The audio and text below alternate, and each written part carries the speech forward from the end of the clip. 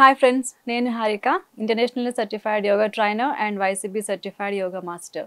ఈరోజు మనం శీతకారి ప్రాణాయామం గురించి తెలుసుకుందాం. ఈ ప్రాణాయామం కూడా నోటి ద్వారా చేసేది ఫ్రెండ్స్, కాబట్టి ఖచ్చితంగా ఓపెన్ ప్లేస్లో కూర్చొని చేయాలి. నోటి ద్వారా శ్వాస తీసుకుంటాం, ముక్కు ద్వారా శ్వాస వదులుతాం. శ్వాస తీసుకొని వదిలే విధానం ఇది, కాబట్టి ఖచ్చితంగా ఓపెన్ ప్లేస్లో కూర్చొని చేయాలి. మనకి ముక్కు ద్వారా శ్వాస తీసుకుంటే ఏమవుతుందంటే శ్వాస చక్కగా వేడి అయ్యి వెళ్తుంది, అలాగే ఫిల్టర్ అయ్యి మనకి లంగ్స్లోకి వెళ్తుంది. కాబట్టి అది చాలా సేఫ్. నోటి ద్వారా శ్వాస తీసుకుంటే ఈ ప్రక్రియ జరగదు, కాబట్టి మనం ఓపెన్గా ఉన్న ప్లేస్లో కూర్చోవాలి, నీట్గా ఉన్న ప్లేస్లో కూర్చోవాలి. చాలా దుమ్ము ధూళి ఉన్న ప్లేస్లో అసలు ఈ ప్రాణాయామం అనేది చేయకూడదు. ముందుగా ఫాలో అవ్వాల్సిన రూల్ ఇది. ఇప్పుడు ఈ ప్రాణాయామం శీతకారి ప్రాణాయామం చేసే విధానం తెలుసుకుందాం. దీనికి చక్కగా సుఖాసనంలో కూర్చోవాలి. చేతులు ఇలాగా చిన్ముద్రలో పెట్టుకోవాలి. తల మెడ నిటారుగా ఉంచాలి. భుజాలు రిలాక్స్డ్గా వదిలేయాలి.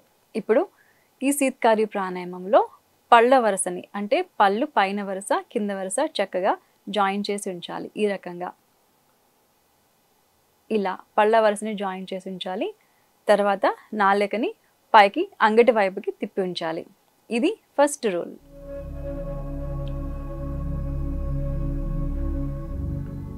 ఇలా ఉంచిన తర్వాత మనం శ్వాస తీసుకోవడం అనేది స్టార్ట్ చేయాలి. ఇలా నోటి ద్వారా శ్వాస తీసుకోవాలి, ముక్కు ద్వారా శ్వాస వదలాలి. ఇప్పుడు మనం స్టార్ట్ చేద్దాం. ముందుగా చక్కగా కూర్చోండి.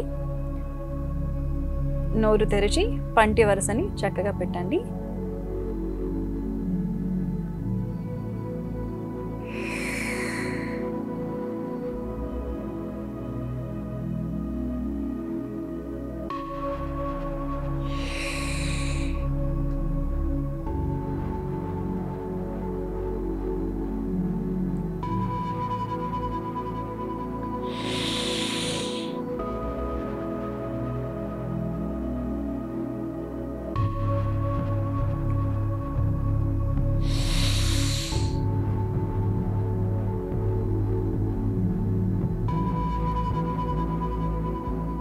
ఈ రకంగా మనం శీతకారి ప్రాణాయామం చేయాలి. మనం శ్వాస తీసుకుంటున్నప్పుడు ఒక రకమైన హిస్సింగ్ సౌండ్ అనేది వస్తుంది. శ్వాస మన పళ్ళ ద్వారా వెళ్తుంది కాబట్టి ఒక హిస్సింగ్ సౌండ్ అనేది వస్తుంది. శ్వాస చల్లగా లోపలికి వెళ్తుంది. శీతకారి ప్రాణాయామం యొక్క ఉపయోగాలు. ఈ ప్రాణాయామం మన శరీరంలో ఉన్న పిత్తతత్వం అనేది చక్కగా కంట్రోల్ అవుతుంది. గ్యాస్ ట్రబుల్స్ అనేవి కంట్రోల్ అవుతాయి. జీర్ణ వ్యవస్థ చక్కగా మెరుగుపడుతుంది. అలాగే హెవీ వర్కౌట్స్ చేసిన తర్వాత బాగా శరీరం వేడి అయిపోతూ ఉంటుంది, అలసటగా ఉంటుంది. అలాంటి టైంలో కూడా ఈ శీతకారి ప్రాణాయామం మనం 5 నుంచి 8 రౌండ్స్ చేసినట్లయితే శరీరంలో వేడి కంట్రోల్ అవుతుంది. చాలా యాక్టివ్గా ఉంటుంది, ఎనర్జెటిక్గా ఉంటుంది. హెవీ వర్కౌట్ చేసిన తర్వాత వచ్చే బలహీనం కూడా చక్కగా కంట్రోల్ అవుతుంది. ప్రశాంతంగా కూడా అనిపిస్తుంది. సో హెవీ వర్కౌట్ చేసిన వాళ్ళు, బాగా రన్నింగ్ చేసిన వాళ్ళు తర్వాత ఈ ప్రాణాయామం చేయడం అలవాటు చేసుకోండి. చాలా యాక్టివ్గా ఉంటుంది రోజంతా. అలాగే పింపుల్స్ సమస్య ఉన్న వాళ్ళకి కూడా ఈ ప్రాణాయామం చక్కగా కంట్రోల్ అవుతాయి. ఈ శీతకారి ప్రాణాయామం మనకి స్ట్రెస్ లెవెల్స్ కంట్రోల్ చేయడంతో పాటు కోపం కూడా బాగా కంట్రోల్ అవుతుంది. విపరీతమైన కోపం, ఆవేశం ఉన్న వాళ్ళు కూడా ఈ ప్రాణాయామం రెగ్యులర్గా ఒక 5 నుంచి 8 రౌండ్స్ చేయగలిగితే కోపం చాలా చక్కగా కంట్రోల్ అవుతూ ఉంటుంది.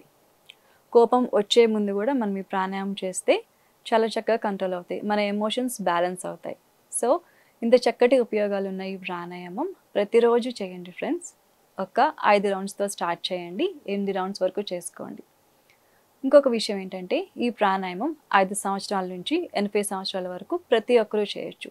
వయసుతో ఎలాంటి నిమిత్తం అనేది ఈ ప్రాణాయామంకి లేదు. ఇంపార్టెంట్ విషయం ఏంటంటే ఖచ్చితంగా పరగడుపున మాత్రమే ఈ ప్రాణాయామం చేయాలి.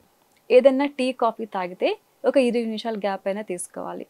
తీసుకొని పొద్దున్న లేకపోతే సాయంత్రం మనం ఈ ప్రాణాయామం చేయొచ్చు. బాగా జలుబు, ముక్కు కారటం, రొంప, దగ్గు ఉన్నవాళ్ళు ఈ ప్రాణాయామం చేయకూడదు. సో ఇలాంటి జాగ్రత్తలన్నీ తీసుకుంటూ ఈ ప్రాణాయామం ప్రతిరోజు ఒక 8 రౌండ్స్ చేయండి ఫ్రెండ్స్.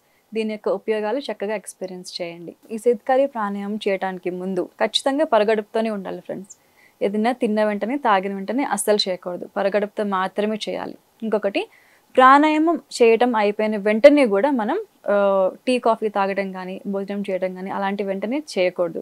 ప్రాణాయామం కంప్లీట్ అయిన తర్వాత మినిమం ఒక 15 నిమిషాలు గ్యాప్ తీసుకొని మాత్రమే మనం ఏదైనా చేయాలి. తినటం అవ్వచ్చు, టీ కాఫీ తాగటం అవ్వచ్చు, ఏదైనా. ప్రాణాయామం స్టార్ట్ చేయడానికి ముందు పరగడుపుతూ ఉండాలి. కంప్లీట్ చేసిన తర్వాత ఒక 15 నిమిషాలు గ్యాప్ తీసుకోవాలి. ఈ రూల్ అనేది ఖచ్చితంగా ఫాలో చేయాలి ఫ్రెండ్స్. మరొక మంచి ఎపిసోడ్తో మళ్ళీ కలుద్దాం. Thank you.